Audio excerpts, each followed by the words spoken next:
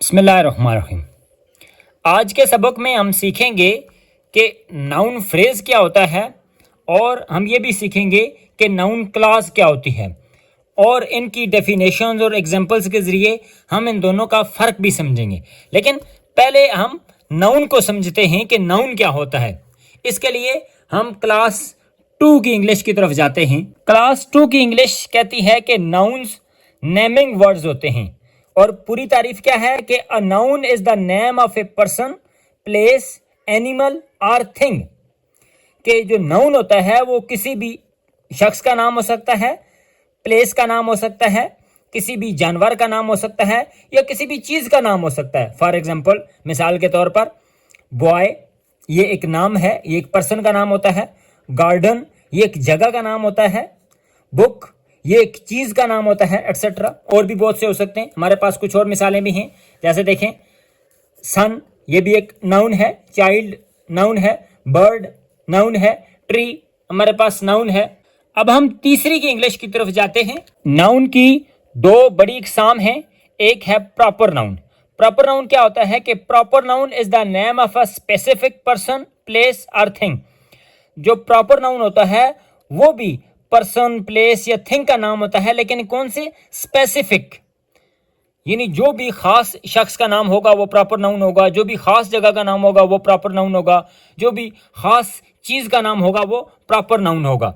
इसकी खास बात क्या है कि it begins with a capital letter.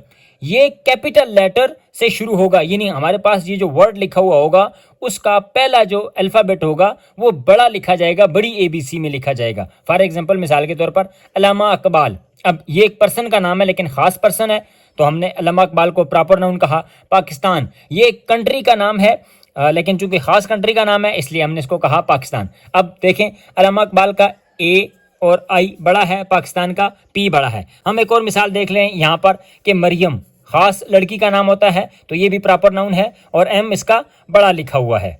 इसके मुकाबले में होता है कॉमन नाउन। कॉमन नाउन क्या होता है? Common noun is the name of any person, place और थिंग। कॉमन नाउन किसी भी शख्स, जगह या चीज का नाम होता है, यानी ये खास नहीं होता।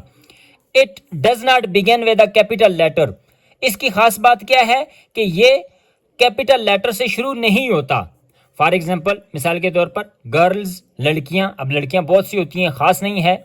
बॉयज़ लड़के बहुत से होते हैं, क्लासरूम बहुत से होते हैं। अब देखें, ये कैपिटल लेटर से स्टार्ट नहीं होता, यानी देखें G छोटा हमने लिखा है, B छोटा लिखा है और क्लासरूम का C छोटा लिखा है। अब यहाँ पर एक देख लें कि चॉकलेट एक चीज़ का नाम होता है, चूँकि ये कॉमन नाउन है तो हमने C छोटा लिखा। आइसक्रीम भी कॉमन नाउन है, I हमने छोटा लिख दिया। अब चौथी की इंग्लिश की तरफ चलते हैं। नाउन की एक और किस्म होती है काउंटेबल नाउन्स और अनकाउंटेबल नाउन्स। काउंटेबल नाउन्स कौन से होते हैं? Countable nouns are words for things. Countable nouns चीज़ों के वो नाम होते हैं दैट वी कैन काउंट, कि जिनको हम गिन सकते हैं। मसलन 1, 2, 3, 10, 100, 1000, जिनको हम गिन सकते हैं, ऐसे नाउन्स को काउंटेबल नाउन्स कहते हैं। They have singular and plural forms. Countable nouns की सिंगुलर फॉर्म भी होती हैं और प्लूरल फॉर्म्स भी होती हैं। मसलन अब बॉल को गिना जा सकता है कि कितनी गेंदें हैं, कितनी बॉल्स हैं, और इसका प्लूरल भी हो सकता है बॉल से बॉल्स। गर्ल लड़कियां गिनी जा सकती हैं, तो ये काउंटेबल नाउन है, गर्ल से गर्ल्स। डॉल का मतलब होता है गुड़िया गिनी जा सकती हैं, डॉल से डॉल्स। अनकाउंटेबल अनकाउंटेबल नाउन्स कौन से होते हैं? Uncountable nouns are words for things that we can not count. ऐसे नाउन्स के जो गिने ना जा सके उनको हम अनकाउंटेबल नाउन्स कहते हैं। They won't have plural forms. उनकी प्लूरल फॉर्म्स नहीं होती। जैसे हमने काउंटेबल में पढ़ा था कि इनकी सिंगुलर और प्लूरल दोनों फॉर्म्स होती हैं। अनकाउंटेबल नाउन्स की प्लूरल फॉर्म्स नहीं होती। मिसाल के तौर पर अब वाटर है, वाटर गिना नहीं जा सकता, यानी हम ये तो नहीं कह सकते कि एक वाटर, एक पानी दे दो, 2 पानी, 4 पानी, तो वाटर गिना नहीं जा सकता, इसलिए अब इसकी जमा वाटर्स नहीं होगी। वेदर भी अब गिना नहीं जा सकता, अनकाउंटेबल है, इसलिए वेदर्स इसकी जमा नहीं होगी। एयर भी गिनी नहीं जा सकती, इसलिए एयर भी अनकाउंटेबल नाउन है। अब हम फिफ्थ की इंग्लिश की तरफ आ जाते हैं। यहाँ पर काउंटेबल नाउन्स और अनकाउंटेबल नाउन्स के साथ एक और नाउन की किस्म भी डिस्कस की जाएगी, कलेक्टिव नाउन्स कौन से होते हैं? Collective nouns are names for a group of people, things और फॉर अ कलेक्शन।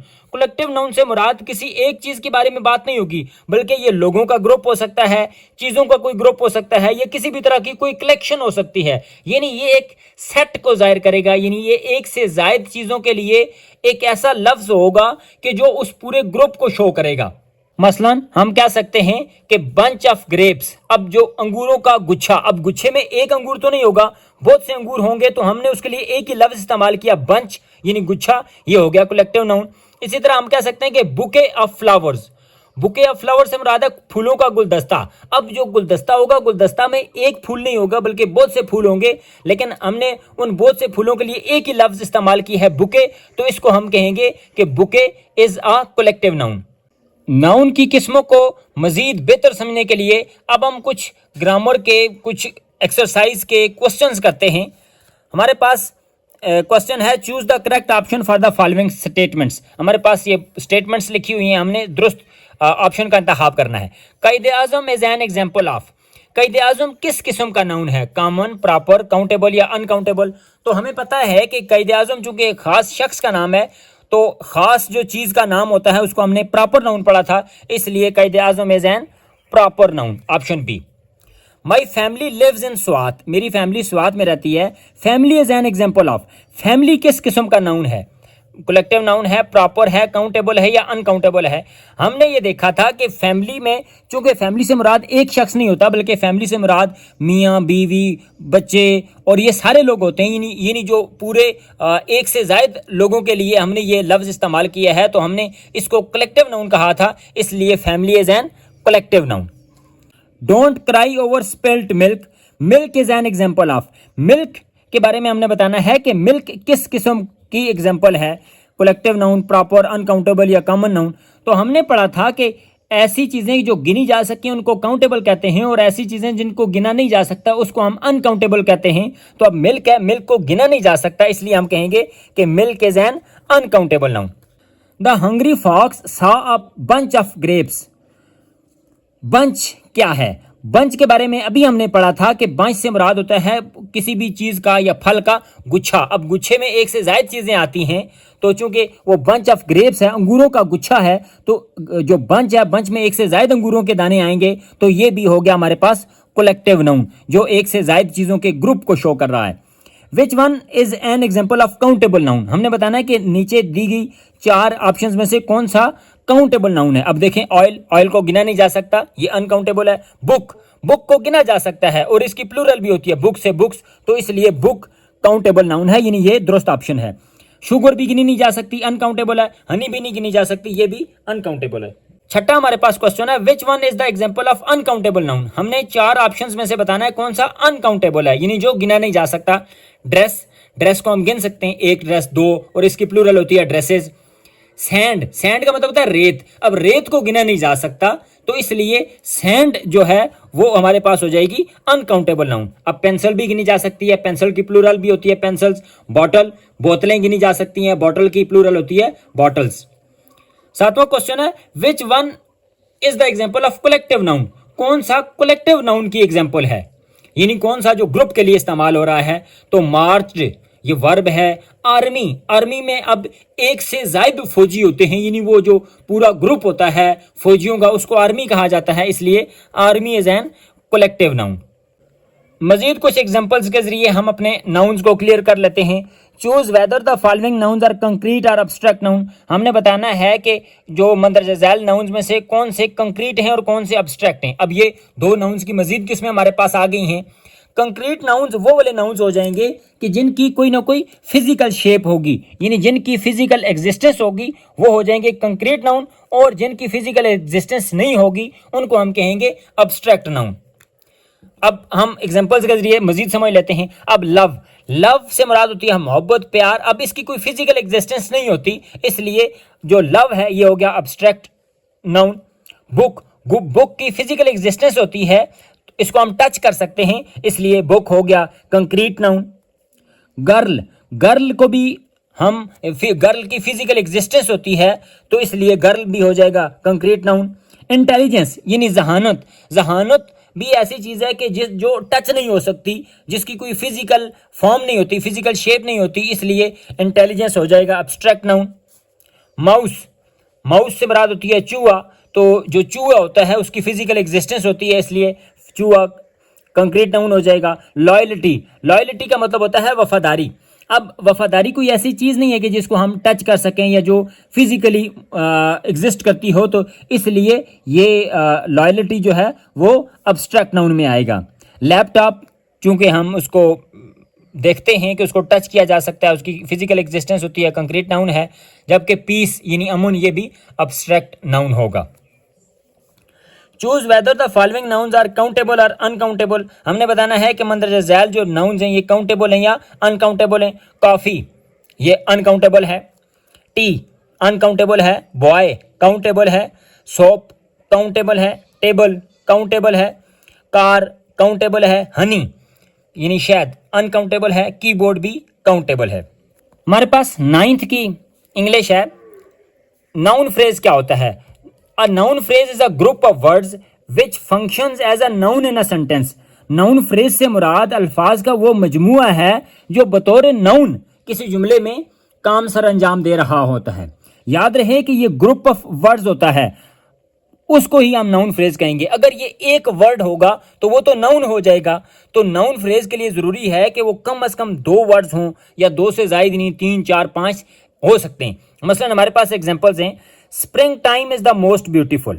अब स्प्रिंग टाइम, इसमें हमारे पास नाउन फ्रेज है। अब देखें 2 वर्ड्स मिलकर नाउन बना रहे हैं, इसलिए हम इसको कहेंगे स्प्रिंग टाइम। स्प्रिंग टाइम ये हो गया हमारे पास नाउन फ्रेज। अब दूसरी एग्जांपल में देखें, beyond was a green and pleasant valley. Green and pleasant valley ये बतौर नाउन यहां पर इस्तेमाल हो रहा है और हमारे पास 4 वर्ड्स हैं। इन 4 वर्ड्स को हम कहेंगे कि ये नाउन फ्रेज है। Pick out noun phrases from the following sentences. नीचे हमारे पास कुछ सेंटेंसेस दिए हुए हैं, हमने इनमें से नाउन फ्रेजेस के बारे में बताना है। I expect our team to win. अब यहां पर देखें कि जो हमारे पास है ओवर टीम, हमारी टीम। अब हमारी टीम ये बतौर नाउन इस्तेमाल हो रहा है, तो इसलिए ये ओवर टीम ये नाउन फ्रेज है। Do you know his age? क्या तुम्हें उसकी उम्र के बारे में पता है? हिज एज ये नाउन फ्रेज है। Your coming possess a problem for us. Your coming आपका आना ये बतौर नाउन इस्तेमाल हो रहा है, इसलिए नाउन फ्रेज है। ए प्रॉब्लम ये भी एक नाउन फ्रेज बन रहा है। प्रॉब्लम ये हमारे पास नाउन है और जब ए प्रॉब्लम हो जाएगा तो ये नाउन फ्रेज हो जाएगा। His parents hoped for his success. His parents ये भी यहाँ पर नाउन फ्रेज के तौर पर काम कर रहा है। She would not admit her guilt. Her guilt उसकी गलती, तो ये गिल्ट नाउन है, उसके साथ हमने हर लगाया है जो कि उसके पोसेसिव प्रोनाउन को शो कर रहा है, इसलिए यहाँ पर हर गिल्ट ये भी नाउन फ्रेज के तौर पर यहाँ पर इस्तेमाल हो रहा है।